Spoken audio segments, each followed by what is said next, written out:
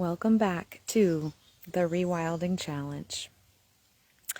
Our challenge for today, which is technically day 9, I realize it is not July 9th. I maintained doing a live for each day for about 3 days. And since then, I have had the joy of hosting friends and the blessing of parenting, and today I don't know the word, and that's okay. The experience, we'll say the experience of putting a dear pet to sleep. Hindsight is always 20/20. And my intent when I decided to invite all y'all to participate in this 14-day rewilding challenge with me was to introduce and expand on a challenge a day for 14 days. And now I realize that it had to work out this way, where the day 9 challenge, silence, would be today, the day that my family put our beloved Amani to peace. And Amani actually translates as peace in Kiswahili, which is why we named her that. So our challenge for today is silence. You and I, communicate mostly with sound. Silence, I would say, is endangered. And it's silence through which packs the most power in our relationships with nature, in our relationships with other humans, and indeed in our relationship with ourselves. Like noise it's dissonance in our nerves, literally. It agitates our brains, it stresses our bodies. Noise moves us from depth of experience to surface level experience. It's disorienting, it's overstimulating.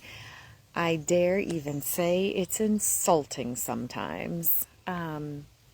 Silence, on the other hand, it carries a subtle vibration, a regenerative vibration.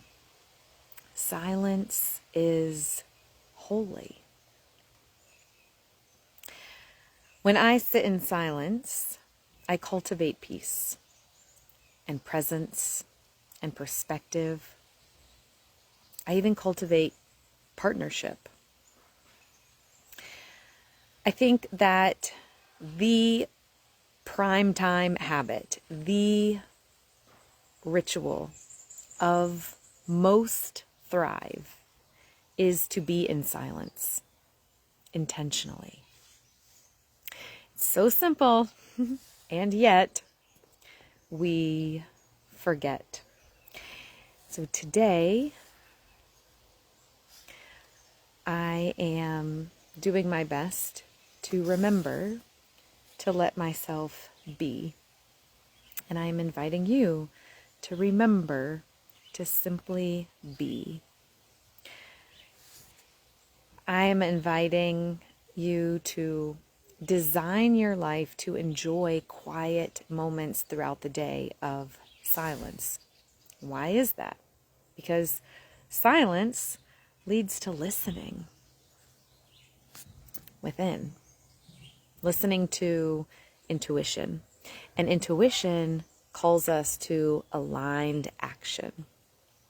It calls us to the adventure of uncharted territory, silence,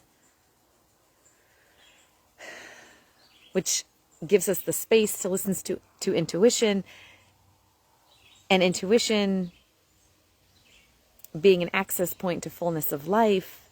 That is why silence is the rewilding challenge for today. Now, What exactly do I mean by being in silence, by practicing silence? This is what I mean. If you're not getting enough good quality sleep, lie down on the ground in a tranquil place to simply experience your silence. A yoga mat is a perfect place.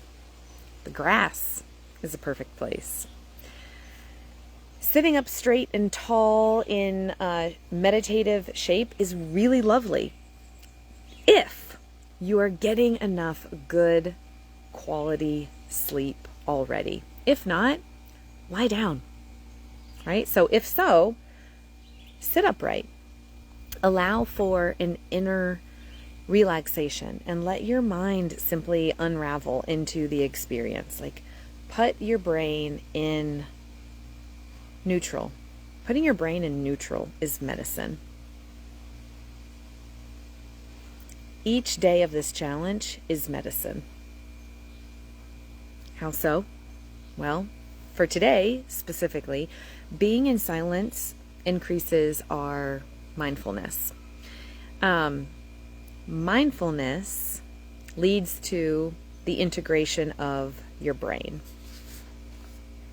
When your brain is like, your neural pathways are integrated in your brain, that it optimizes your mind. It optimizes your mind to organize, which better links your brain and your nervous system, which allows your brain and your nervous system to access new territory.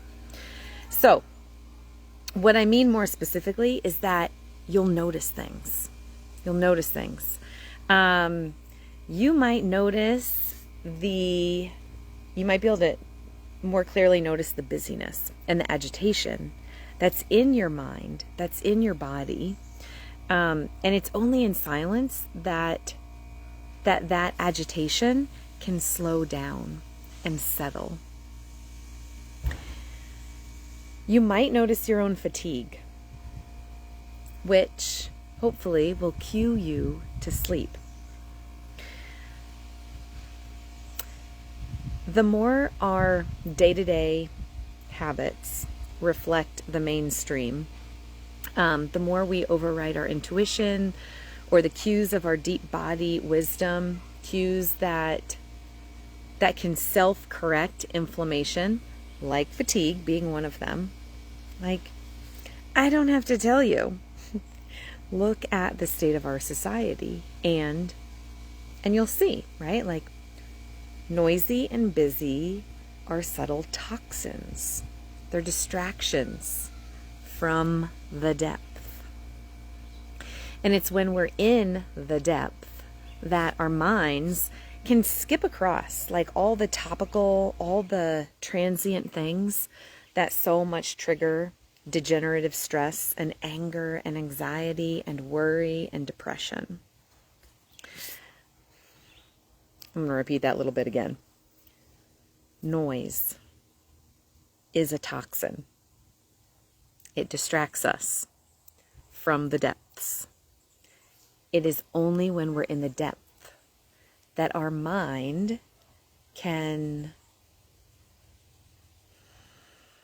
ease across, can glide across, can soar above the topical, the transient things that trigger worry and sadness and anger and anxiety and stress. A few bonus benefits of silence. Being in silence puts you in touch with the sacred, with the divine, with God. Being in silence leads you to be a better listener. And when you're a better listener for others, your relationships are improved. Who does not want their relationships to improve? And being in silence helps us to access peace, deep peace, true deep peace. that also, I don't know anyone who doesn't desire a deeper sense of peace.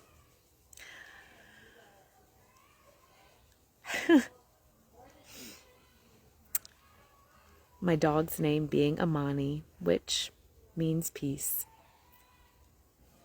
I think that is the call to close for this day. Be in silence, y'all, and experience deep peace. Peace.